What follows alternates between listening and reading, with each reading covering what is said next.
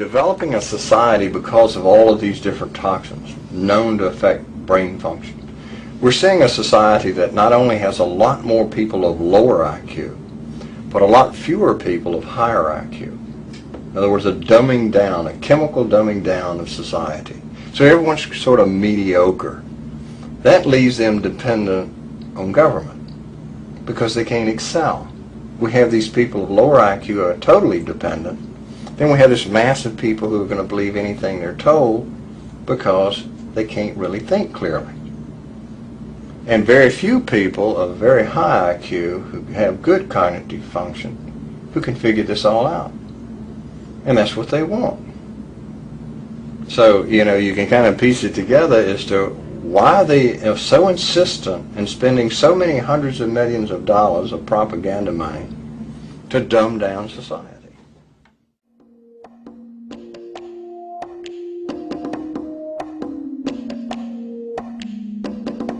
66% of United States residents' public water is fluoridated. It is known to have tremendous effects on bone cancer, joint problems, bone weakness, lowered estrogen and testosterone levels, and dental fluorosis, which is yellowing of the teeth and pitting in the enamel. Wouldn't it make more sense to enhance public water with vitamins which are meant to be ingested to promote overall health, rather than putting such a toxic chemical in our water with a bogus explanation that it will improve our dental health? We now know that fluoride causes more dental problems than it solves. Something doesn't seem right about this. Do you honestly believe that these companies care deeply enough for the people to spend large amounts of their own money to fluoridate public water when the people already purchase their own toothpaste? But there's a difference between toothpaste and drinking water. We don't ingest toothpaste. If you go to any hardware store and look at any rat poison product, you will only find one ingredient: sodium fluoride. It is the most toxic ionic molecule outside of potassium dichromate. Now Dannon, along with other companies, have begun fluoridating bottled water. It is becoming increasingly difficult to get away from. And the fact that fluoride is also used in many prescription antidepressants shows that it eliminates aggression and motivation in people. Fluoride, to my knowledge as a physician, has absolutely no biological benefit whatsoever. But one of the significant things is that the Russians carried out all sorts of experiments on the people living in the Gulag. One of them, of course, was to fluoridate the water. Why? You fluoridate the water, why people are not as aggressive as they ordinarily would be. In fact, what is the active ingredient in Prozac that is so widely distributed in America today? Well, it's a fluoride compound. And now we are finding that public water nationwide is showing up with arsenic, lead, cadmium, and thermonium, which is a radioactive form of lead. Cancer, lowered sex drive, birth defects, sedation, and brain defects. Does this not sound like a wonder drug for anyone aiming to control a population? It's quite astonishing, Paul, the degree to which environmentalists have not been educated about fluoride. People have an unconscious trust in their doctor or their dentist, and if you can persuade doctors and dentists that fluoride is safe and good, then you're able to reach the rest of the nation. People believe their doctors and dentists, and that was a way of promoting fluoride for Bernays. Fluoride was killing their cattle, destroying their crops. Fluoride given to rats had produced bone cancer and liver cancer, and that those results had been doctored to make it look as though fluoride hadn't caused as much cancer.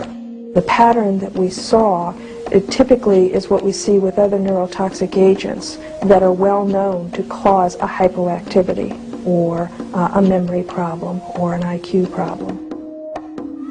When I first presented the results of these studies, one of the individuals sitting and listening to the results, he says, "Do you have any idea what you're saying?" And he says, "You're telling us that we're reducing the IQ of children." And basically I said, yes.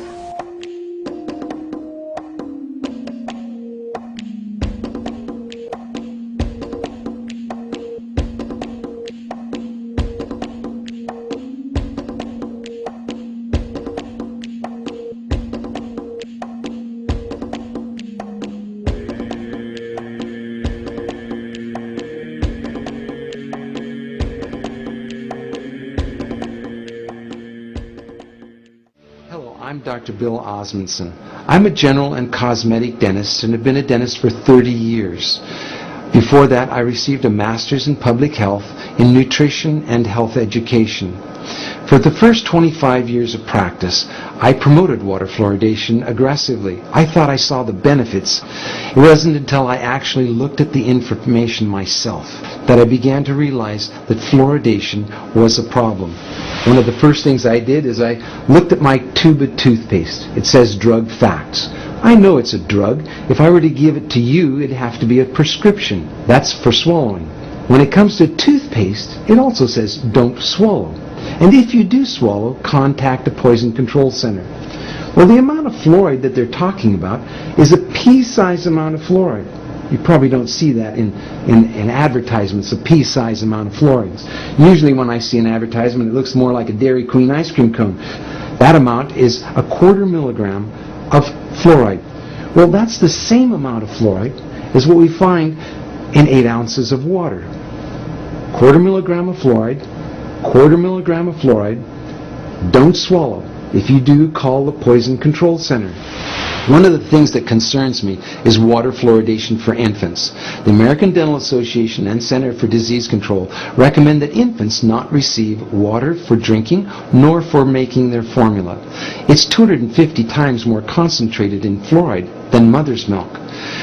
We shouldn't fluoridate water and harm our most vulnerable. The next thing I looked at was dental fluorosis. These are the white and brown spots on the teeth. The only thing that causes dental fluorosis is fluoride. Too much fluoride ingested, usually during the developing years, birth to about 8 years of age. When I see people coming in to have treatment for dental fluorosis, I mention to them that they have had too much fluoride. And this is an indication that the rest of their body has probably had too much fluoride also, their bones and in the rest of their organs. Damage from dental fluorosis is not disputed. Everyone agrees that too much fluoride can cause dental fluorosis. About 1/3 of children are now experiencing fluorosis, according to the CDC. The next thing I wanted to look at was benefits. What are the benefits of it? I've heard reports of 20 to 40%, 60%, 80% tooth reduction with water fluoridation. So what is the benefit of water fluoridation? And I had a close look at several factors. One, comparing different countries of the world, we can see that no matter what we do on fluoridation, whether the country fluoridates or no fluoride at all, decay is reduced the same amount in all countries. We can compare states in the United States.